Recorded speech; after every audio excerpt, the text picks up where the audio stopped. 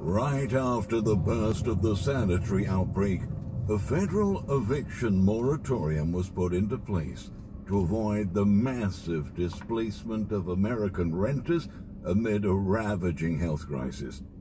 The order has prevented landlords from evicting millions of tenants that were behind on their rent payments. On the other hand, all the rental debt accumulated since then didn't go away, and tenants are expected to pay for it at some point. Conversely, small landlords were sent to the brink of financial ruin after the measure was implemented. Many filed lawsuits against the moratorium, alleging it wasn't legal, while also questioning CDC's authority to issue such a decree.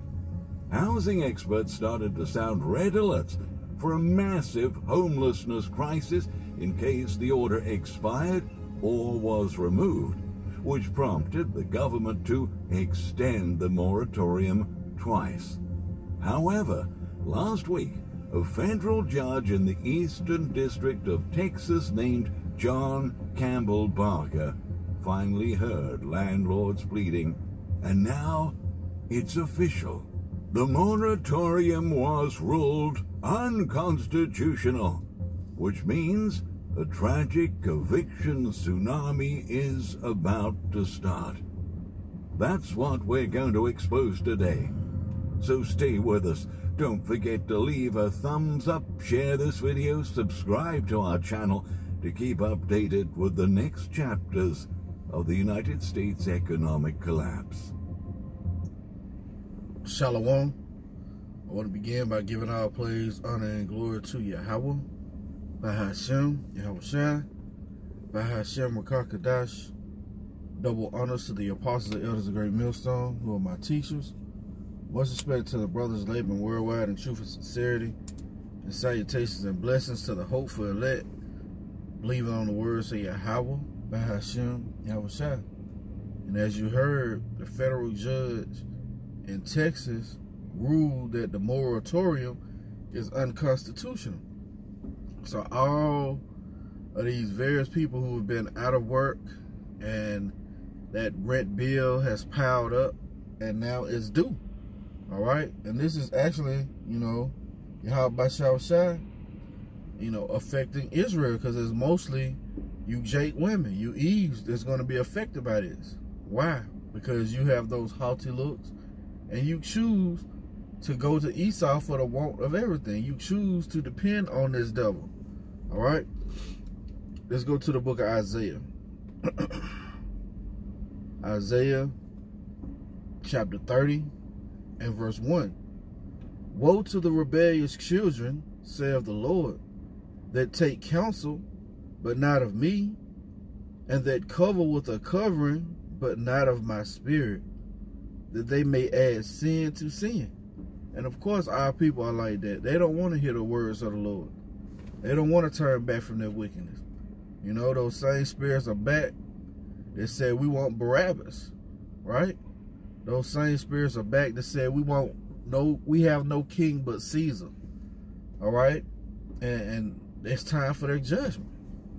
And it's just the beginning, man. When these people are starting to get put out on the street and they don't have no way to eat or no way to make money, no way to have heat, no way to have a roof over their head, then you gonna really see society around here break down. All right? Because it ain't just the Jakes that's gonna catch you. There's these Edomites too. All right? Verse 2, that walk to go down to Egypt. This is Isaiah chapter 30, verse 2. They walk to go down into Egypt and have not asked at my mouth to strengthen themselves in the strength of Pharaoh and to trust in the shadow of Egypt. Yeah, they're trusting in a fickle thing. A shadow is a fickle thing. It's here today and it's gone tomorrow. All right? But our people are trusting in it. Okay? You got 4 years with Biden. Then what? What you gonna do then?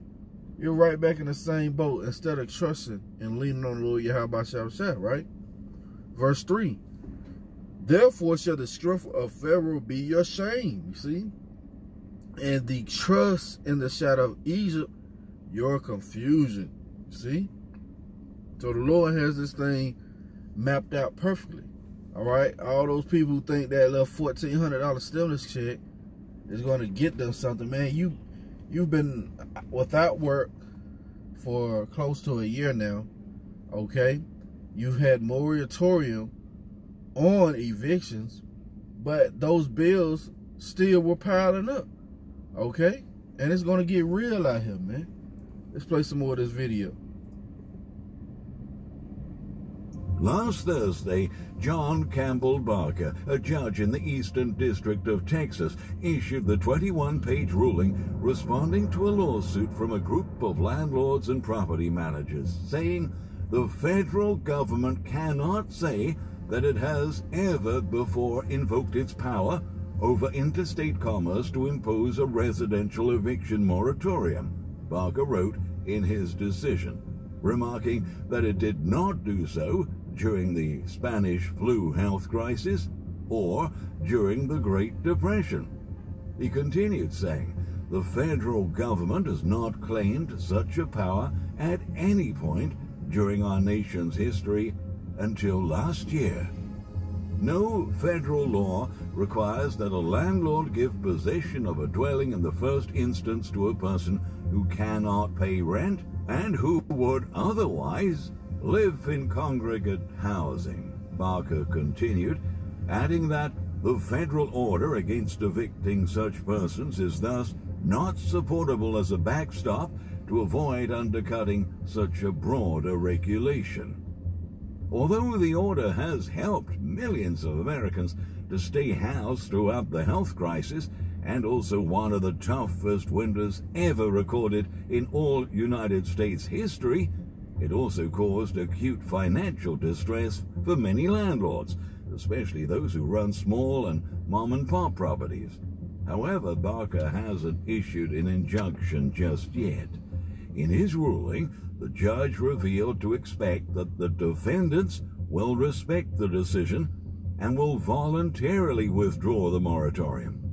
Barker wrote that given defendants' representations to the court, it is anticipated that defendants would respect the declaratory judgment. The scope of the order wasn't disclosed so far, but in any case, the current federal moratorium is set to lapse on March 31st, and the new stimulus package hasn't included any sort of rental assistance plan just yet. Instead, it still proposes the same measures previously taken and the extension of the moratorium, but it isn't clear whether emergency policies will have the power to overrule the Constitution once again. Some states have their own moratoriums in place, and those might be considered constitutional. Therefore, in those states, renters might be able to appeal the judge's decision and ensure some protection moving forward. But whether it occurs immediately or in a few weeks, the federal moratorium on evictions is expiring. And for tens of millions of Americans, life is about to change in a major way. Yeah, man, life is about to change in a major way. All right, they said that they don't have any way in the current stimulus to help out renters, man. All right, even when it look like they helping you, they really hurting you. This is Proverbs chapter 12 and verse 10. A righteous man regardeth the life of his beast, but the tender mercies of the wicked are cruel. You see? The tender mercies of the wicked are cruel. And that's what you get with Esau. He give you a moratorium, but you don't have a job, okay, to make money, because he shut down the economy, he shut down everything, okay? Give you a moratorium on paying rent. Let that bill increase beyond what you can pay in a single month. So what? You can be out on the street, man. All right? This is actually Yahweh Shah doing this. Let's go to the book of Jeremiah. Okay? Because the Lord, he's no longer, you know, playing with Israel. All right? When the 1/3 start crying out to the Lord for salvation, 2/3 are going to get caught up in the wrath. This is Jeremiah chapter 16. I'm going to start at the top. The word of the Lord Yahweh Shah came also unto me, saying, Thou shalt not take thee a wife, neither shalt thou have sons or daughters in this place.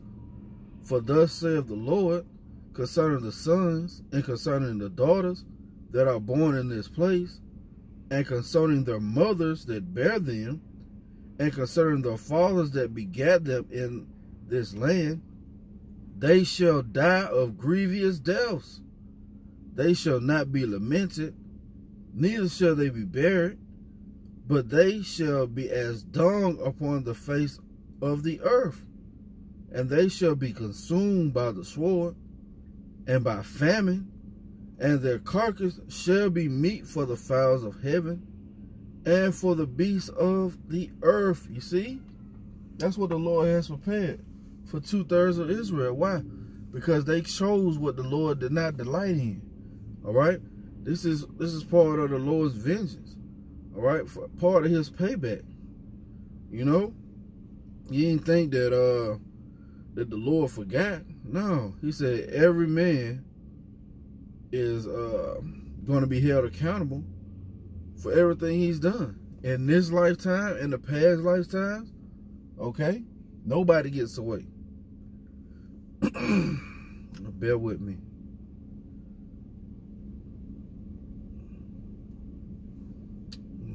Just had this precept. Let's play some more of this video while I find this precept.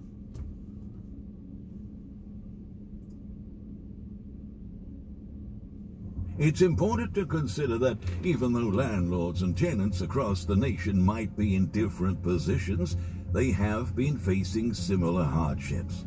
Ever since lockdown started to shutter bars, restaurants, and severely impacted the blue-collar job market, tens of millions of jobs vanished. You see? Tens of millions of jobs vanished, man. All right? So even with the moratorium being done, it didn't give them no relief. It didn't give them any help. Okay?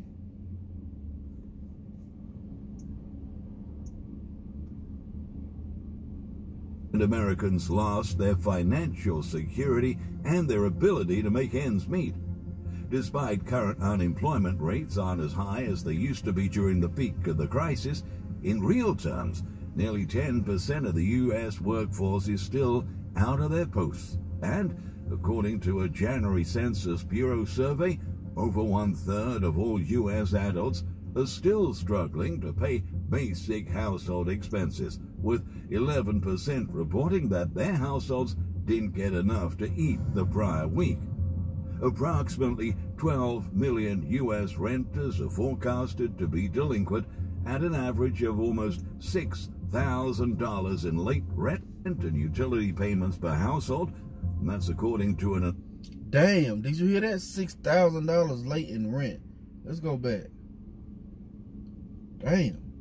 11% reporting that their households didn't get enough to eat the prior week. Approximately... Oh, didn't get enough to eat the prior week, man. That's going back to what we just read, the famine. 12 million U.S. renters are forecasted to be delinquent at an average of almost $6,000 in late rent and utility payments per household, and that's according to an analysis by the economic research firm Moody's Analytics. To put that in some perspective, approximately 7 million households lost their homes in foreclosure during the 5 darkest years of the global financial crisis, Moody's researchers wrote. They continued saying, "Here, we have over 10 million families facing a similar fate over a matter of months." Even with the moratorium in place for almost a year now, many renters nationwide continued to face eviction despite the CDC's order. A recent report uncovered that corporate landlords had started to pursue over 40,000 evictions since the measure first went into effect. But in several cities such as Seattle and states including Washington, authorities have made it temporarily illegal for landlords to evict most tenants late on their payments during the crisis. Up until now, many of them have gotten a reprieve. However, the federal ban and its extensions are considered to be short-term fixes, completely unsustainable in the long run, and possible aggravators to the housing crisis. Even if they stay in place in some states for the foreseeable future, unfortunately, we are still going to witness millions upon millions of households evicted in this year of 2021. Housing advocates anticipate both a tsunami of evictions and a significant rise in homelessness to occur this year. Woo, man! You see, this is the Lord's vengeance, man. This is what He has prepared for Babylon the Great and for those that hate Him. This is Jeremiah, chapter 51 and verse 6. Flee out of the midst of Babylon and deliver every man his soul. Yeah, how you gonna flee? Out of the ways, man. It starts with a mindset. All right? You gotta go clean contrary to the way Esau has set up his society. And go with who? Yahweh by Shah. It always starts out with a mindset. Okay? You think upon it. Once you think upon it, you act upon it. All right? It says, flee out of the midst of Babylon and deliver every man his soul. Be not cut off in her iniquity, for this is the time of the Lord's vengeance, you see? And He will render unto her a recompense. Babylon have been a golden cup in the Lord's hand. They have made all the earth drunken. The nations have drunken her wine. Therefore the nations are mad. Yeah, these nations are mad. Why? Because they set up all their financial system the same way Esau did. All right? It says, Babylon have been a golden cup in the Lord's hand. See, the Lord is working this work. All right, He's causing these other nations to follow after the ways of Babylon the Great. Okay? That made all the earth drunken. The nations have drunken her wine. Therefore, the nations are mad. Yeah, her philosophy. All right? Her way of life, her democracy. All right? This whore has spread it out all over the place. Okay, just like it tells us in Psalm, that great green bay tree. Psalm, I believe, 37 and 35.